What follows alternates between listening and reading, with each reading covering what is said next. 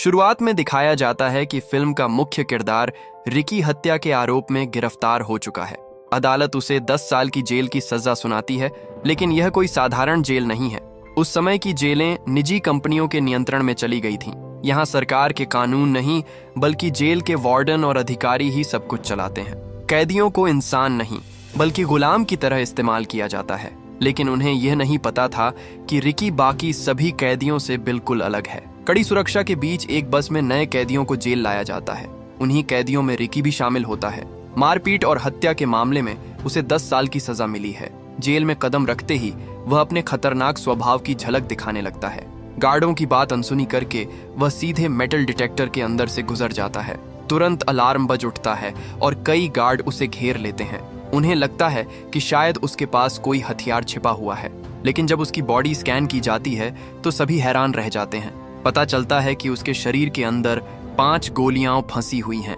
एक गार्ड उससे कहता है कि चाहे तो ऑपरेशन करके गोलियां निकाली जा सकती हैं, लेकिन रिकी शांत स्वर में जवाब देता है, नहीं, ये मेरी यादें हैं, मैं इन्हें अपने शरीर में ही रहने दूंगा। यह जेल 4 हिस्सों में बटी हुई है, उत्तर, दक्षिण, पूर्व और पश्चिम। हर हिस्से का नियंत्रण एक कैदी कप्तान के हाथ में होता है। ये कप्तान जेल प्रबंधन के इशारों पर अपने अपने क्षेत्रों पर राज करते हैं। इन चारों को मिलाकर गैंग ऑफ 4 कहा जाता है। एक सुबह उत्तर विभाग का कप्तान सैमुअल बाथरूम में एक बुजुर्ग कैदी को बेरहमी से पीट रहा होता है।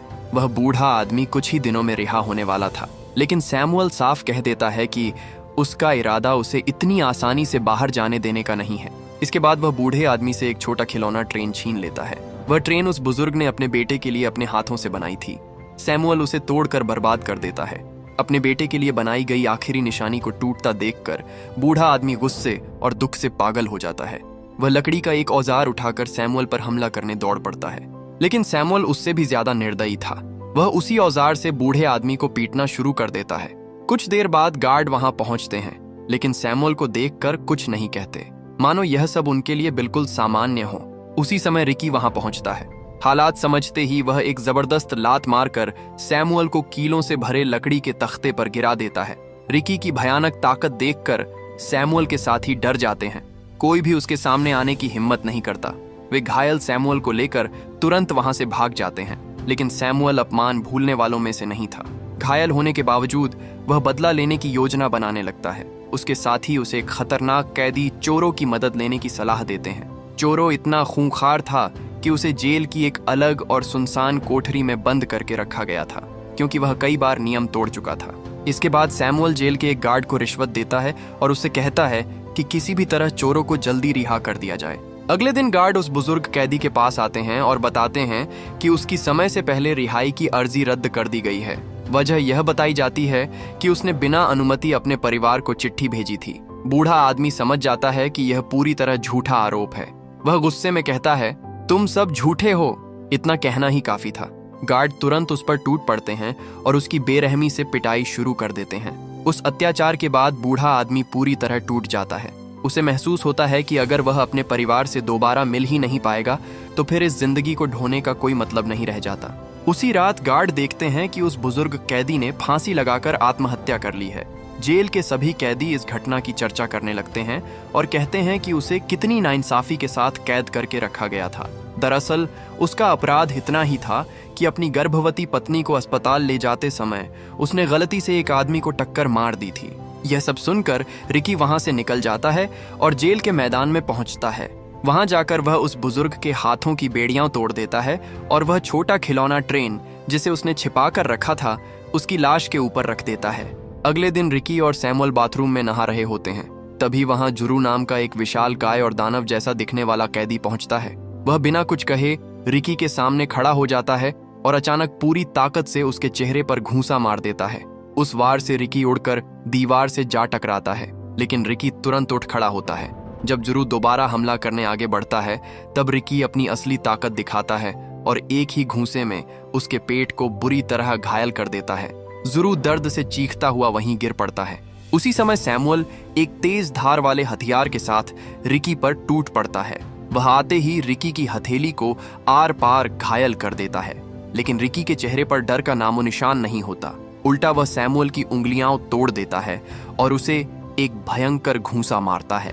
तभी गार्ड वहां पहुंच जाते हैं और रिकी को आत्मसमर्पण करने का आदेश देते हैं। उसी दौरान नॉर्थ ब्लॉक का कप्तान भी वहां आता है और रिकी को अपने गिरोह में शामिल होने का प्रस्ताव देता है, लेकिन रिकी साफ इनकार कर देता है।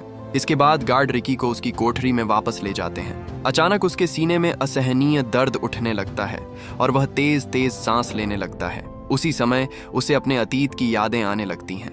वह समय था जब रिकी हाई स्कूल का छात्र था। एक दिन अपने माता पिता की कब्र पर फूल चढ़ाने गया तो उसकी मुलाकात एक व्यक्ति से हुई। बाद में उसे पता चला कि वह उसका चाचा सन कुआल है, जो एक महान कुंग फू मास्टर था। सन कुआल ने रिकी से उसकी लड़ने की क्षमता देखने को कहा और कुछ ही क्षणों में अपनी अद्भुत मार्शल आर्ट्स कला का प्रदर्शन कर दिया। इसके बाद उन्होंने रिकी को अपना शिष्य बना लिया। तभी से हर रात वह उसे विशेष प्रशिक्षण देने लगे और उसे ची एनर्जी पर नियंत्रण करना सिखाया। इस कठिन प्रशिक्षण की बदौलत रिकी इतनी ताकत हासिल कर लेता है कि वह आसानी से बड़े बड़े पत्थर तोड़ सकता है और उसका शरीर किसी भी भारी चोट को सहन कर सकता है। इसके बाद दिखाया जाता है कि रिकी को डिप्टी वार्डन चाइक्लॉप्स के सामने पेश किया जाता है। यह आदमी बेहद डरावना था। उसके बाएं हाथ की जगह लोहे का हुक लगा हुआ था और उसकी बाईं आंख भी नकली थी। वह रिकी से पूछता है कि उसने एक गैंगस्टर की हत्या क्यों की थी और अनाथालय छोड़ने के बाद 2 साल तक वह कहाँ रहा, लेकिन रिकी कोई जवाब नहीं देता। तब चाइक्लॉप्स उसे अपने पास बुलाता है और उसकी प्रेमिका का पत्र दिखाता है। जैसे ही रिकी उसे लेने के लिए आगे बढ़ता है, चाई अपने लोहे के हुक को उसकी हथेली में घुसा देता है और उसके चेहरे पर जोरदार घूंसा मारता है। इतना ही नहीं, वह उसकी प्रेमिका को लेकर भी धमकियां देने लगता है। यह सुनकर रिकी अपना आपा खो बैठता है। वह लगभग चाइक्लॉप्स को मार ही डालता, लेकिन आखिरी समय पर खुद को रोक लेता है। इसके बाद वह अपनी प्रेमिका की तस्वीर लेकर वहां से चला जाता है। अपनी कोठरी में लौटकर रिकी एक बांसुरी निकालता है और उसे बजाने लगता है। बांसुरी की धुन के साथ उसे अपनी प्रेमिका लियाना के साथ बिताए हुए खूबसूरत दिन याद आने लगते हैं।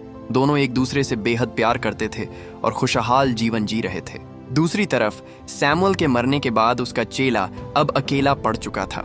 इसी वजह से बाकी कैदी मिलकर उसे सजा देने लगते हैं। तभी कैप्टन हाई वहां पहुंचकर सबको रोक देता है, लेकिन कैदियों में से क्वान नाम का एक युवक इसका विरोध करता है। ये देखकर हाई भड़क उठता है और एक ब्लेड से उसके चेहरे पर हमला कर देता है।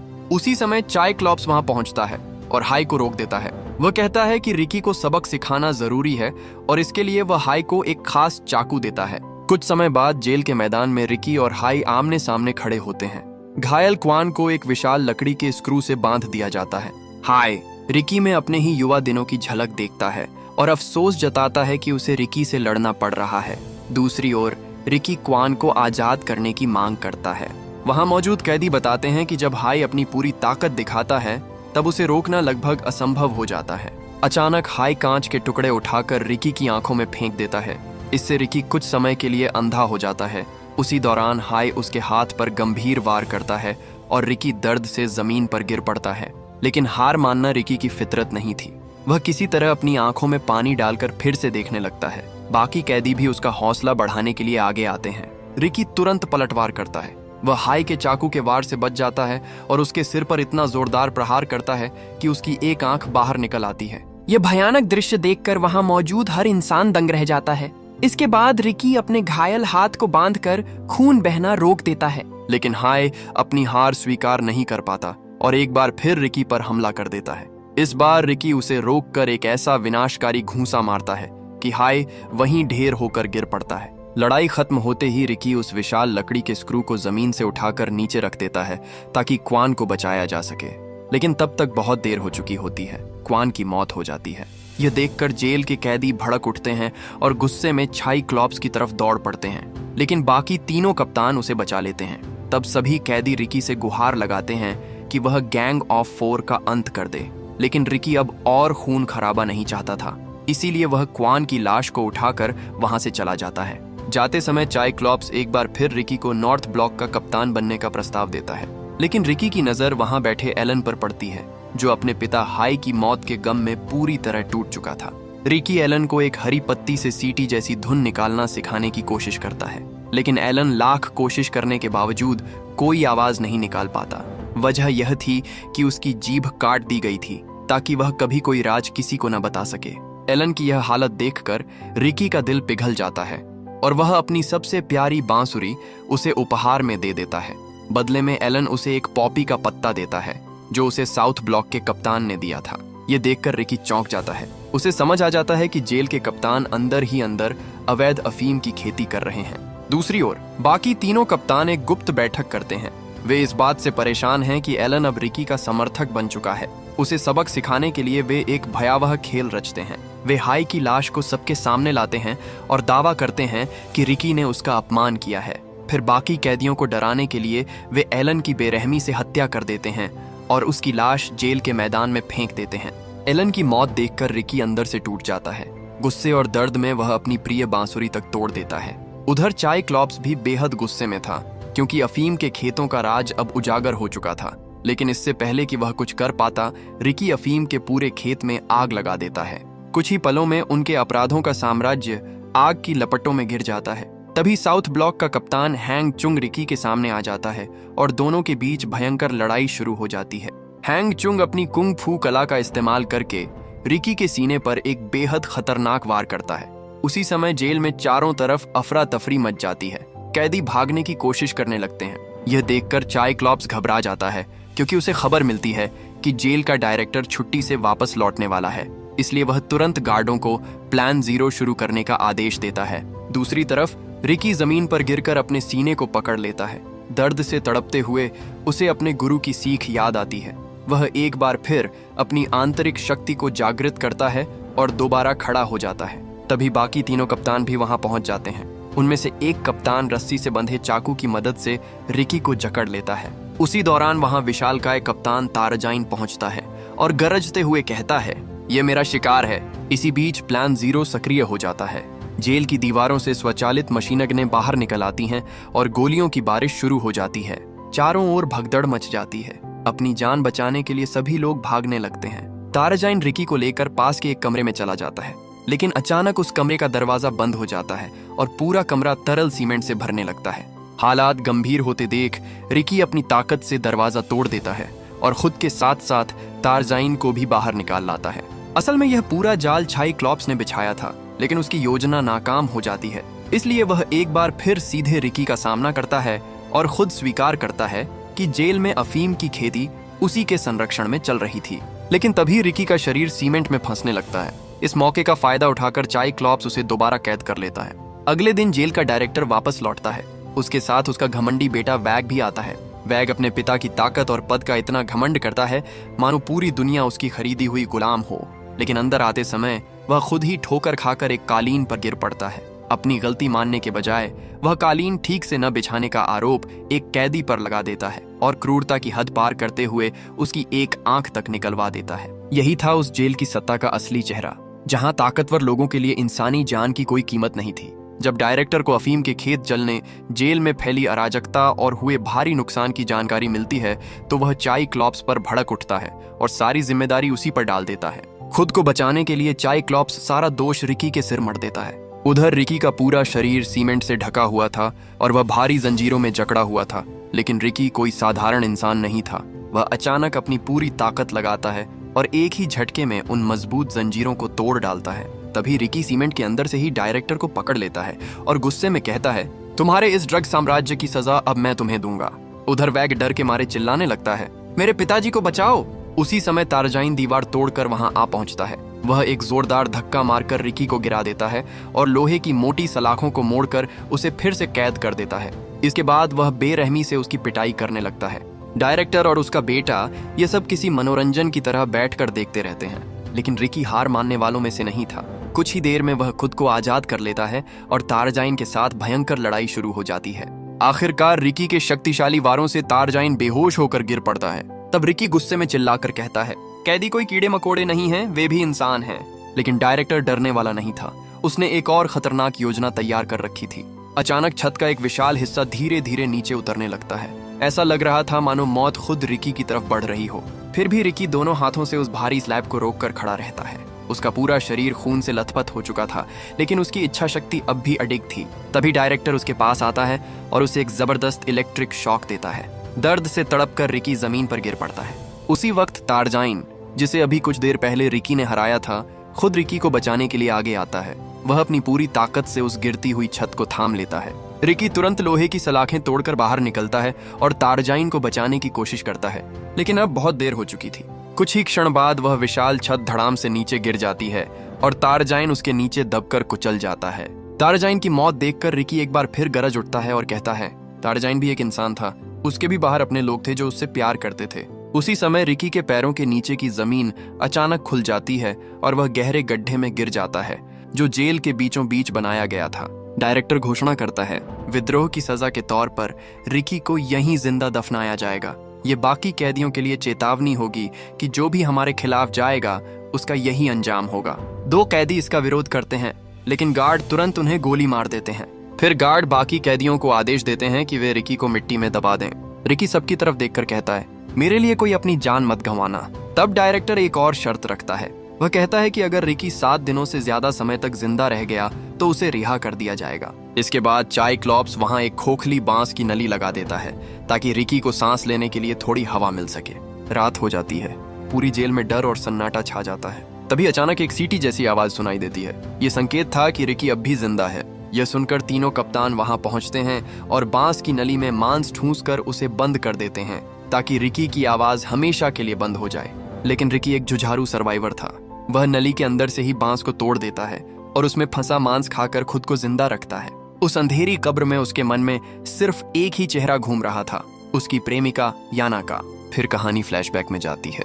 एक दिन घर लौटते समय याना कुछ लोगों को अवैध अफीम का कारोबार करते हुए देख लेती है, लेकिन एक गैंगस्टर उसे देख लेता है और उसका अपहरण कर लेता है।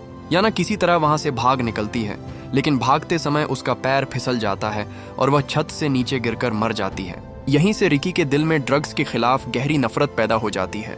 वह उस गैंगस्टर को ढूंढने निकल पड़ता है जिसकी वजह से उसकी पूरी दुनिया उजड़ गई थी। आखिरकार जब दोनों आमने सामने आते हैं तो गैंगस्टर रिकी के सीने में 5 गोलियां दाग देता है। लेकिन हैरानी की बात यह थी कि रिकी न तो गिरता है और न ही पीछे हटता है। वह एक जीवित पत्थर की तरह लगातार आगे बढ़ता रहता है और फिर पास पहुंचकर केवल एक ही वार में उस गैंगस्टर की कहानी हमेशा के लिए खत्म कर देता है।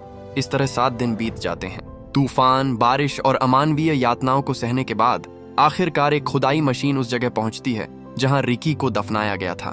जब मिट्टी हटाई जाती है तो सबकी आंखें फटी रह जाती हैं। रिकी अब भी जिंदा था। जैसे ही उसे बाहर निकाला जाता है वह अपनी जंजीरें तोड़कर खुद को आजाद कर लेता है। उसी समय तीनों कप्तान फिर उसके सामने आ खड़े होते हैं।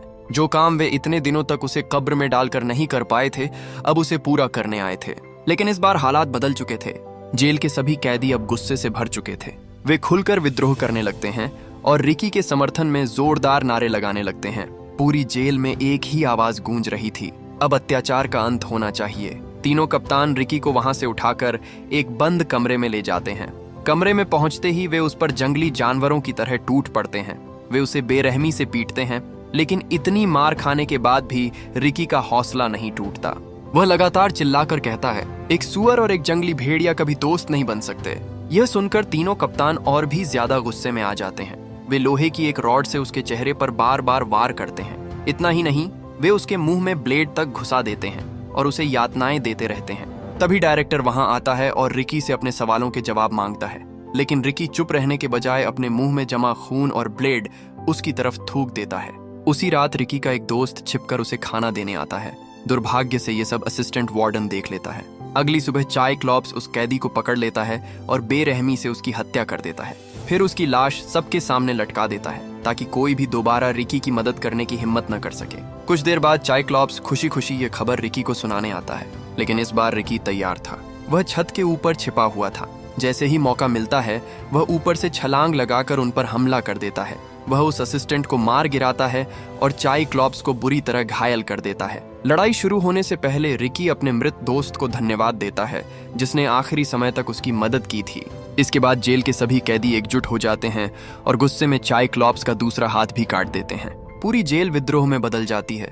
हर तरफ कैदी और गार्ड आमने सामने लड़ने लगते हैं। रिकी की आजादी पाने की जिद इतनी भयानक थी कि कोई भी गार्ड उसके सामने टिक नहीं पाता। वह घायल चाइक्लॉप्स को घसीटते हुए डायरेक्टर के सामने ले आता है, क्योंकि अब यह सिर्फ रिकी की लड़ाई नहीं रह गई थी, बल्कि हर उस कैदी की लड़ाई बन चुकी थी जो वर्षों से अत्याचार सह रहा था। दूसरी तरफ डायरेक्टर और उसका बेटा आराम से बैठकर दावत उड़ा रहे थे। वे इतने निर्दयी थे कि खाना जरा सा भी पसंद न आने पर शेफ को कठोर सजा दे देते थे। लेकिन उनकी यह क्रूर दावत ज्यादा देर नहीं चलती। अचानक दरवाजा टूटता है और रिकी वहां पहुंच जाता है, मगर डायरेक्टर तुरंत अपनी बंदूक निकालता है और सबके सामने साइक्लॉप्स पर गोलियों की बौछार कर देता है। एक बार फिर साबित हो जाता है कि इस व्यवस्था में वफादारी की कोई कीमत नहीं है। इसके बाद अंतिम युद्ध शुरू हो जाता है। तीनों कप्तान रिकी के साथियों पर टूट पड़ते हैं, जबकि रिकी अकेले 2 मार्शल आर्ट्स मास्टर कप्तानों का सामना करता है। क्वान हू उस पर खौलता हुआ गर्म पानी फेंक देता है, लेकिन जब वह दोबारा हमला करने जाता है तो उसका पैर एक बड़े बैरल में फंस जाता है। इस बार रिकी कोई दया नहीं दिखाता और उसका पैर काट देता है। दूसरा कप्तान यह भयानक दृश्य देखकर डर जाता है और भागने की कोशिश करता है, लेकिन डायरेक्टर उसे भी नहीं छोड़ता। वह एक विस्फोटक गोली चलाकर उसे वहीं मार डालता है। अब सभी को लग रहा था कि जीत बस कुछ कदम दूर है, लेकिन असली खतरा अभी सामने आना बाकी था। डायरेक्टर कोई साधारण इंसान नहीं था। उसके शरीर में एक रहस्यमयी मार्शल आर्ट शक्ति छिपी हुई थी। कुछ ही पलों में उसका शरीर बदलने लगता है और वह एक भयावह राक्षस का रूप धारण कर लेता है।